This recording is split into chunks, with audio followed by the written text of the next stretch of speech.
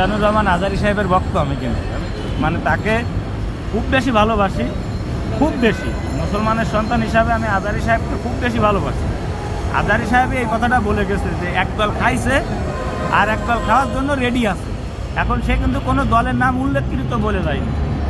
আমি দেখতে পাচ্ছি বিগত দিনে যে খাওয়ার জন্য যে বসে আছে, তা একদল খাইয়ে তো চলে গেছে, সে টেবিলটাও অপরিষ্কার আছে না, এখন সে টেবিলটা পরিষ্কার না করেই একদল বসে পড়ে খাচ্ছে, আর একদল রেডি আছে যে দ্রুত নির্বাচন দাও, দিয়ে আমরাও খাবো।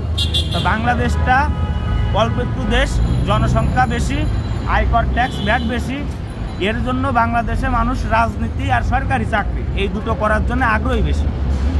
এই ভ্যাট ট্যাক্স যদি সঠিকভাবে নেওয়া হয়, আমাদের গরিবের যে ভ্যাট আসে আমরা যদি সেই ভ্যাট প্রদান করি, তাহলে আমাদের দেন মালয়েশিয়া, সিঙ্গাপুর সব জায়গায় গরিবের কিন্তু এক একটা বিশাল বড় অবদান আছে। গরিবের এক একটা এলাকা কত সুন্দর কায়দায় সাজায় দিচ্ছে, আর আমাদের দেশে একটা বস্তি তাও ভাঙে বড় বড় রাজনীতিবিদরা ফ্ল্যাট বানায় বানায় বিক্রি করতেছে। তা গরিবদের মাইরে দিয়ে ট্যাক্স বাড়ায়, আমি মনে করি এটা কোনো, সে তো বলে গেছে যে আমাদের দেশে টাকা নেই, তাতে কী আছে, বুদ্ধি আছে। তা বুদ্ধিটা এসে কোন কোন ক্ষেত্রে খাটাচ্ছে, আগে ফ্রি বইছিল, এখন সেই জায়গায় 200 টাকা লাগতেছে। আগে সিগারেট 5 টাকা ছিল, এখন 1 মাসের ভিতরে 8 টাকা হয়ে গেছে। এইরকম পালি সে টাকা ইনকাম করে নিয়ে দেশকে সংস্কারের মাধ্যমে কি সংস্কার করতেছে তা তো বুঝলাম না।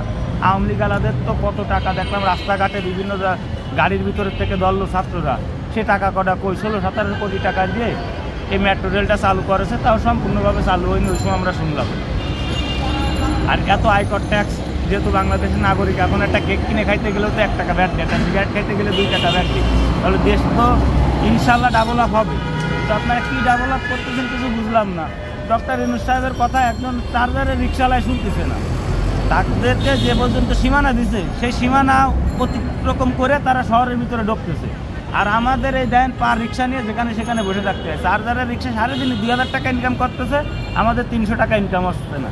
মানে বরাবরই তেলো মাথায় তেল নেই, তেলো মাথায় তেল কেউ দেয় না।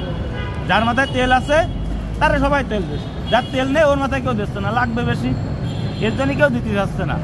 আমাদের গরিবের কিছু কিছু আকুল আবেদন আছে। আমরা মনে করেন অনেক গরিব আছি, 500 টাকায় ভোট বিক্রি করে দিই। এটা কিসের জন্য দিই?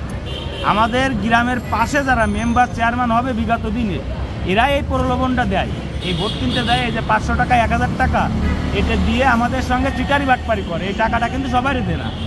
আমি এই প্রায় 3-4 বার ভোটার অধিকার পেলাম, তা আমরা আজ পর্যন্ত কেউ 2 টাকা কইনি যে তুই আমার ভোট দে, তোরে 2 টাকা দিচ্ছি। কারণ তারা হয়তো গ্রামবাসী জানে যে না এই ছেলেটা এই দলরে ভোট দেবে কি এই লোকটারে ভোট দেবে। আমি বিগত দিনে প্রথম যেবার ভোটার হয়েছি, ওইবার আমার ভালো মনে আছে যে আমাদের ইসে ধানের শীষ আর নৌকা নিয়ে ভোট হয়েছিল ইউনিয়ন পরিষদে। তা আমি কিন্তু আল্লাহ পাকের দিকে তাকায় সত্যি কথা বলতে আমি কিন্তু ভোট ধানের শীষে দিয়েছিলাম। কেন ধানের শীষে দিয়েছিলাম?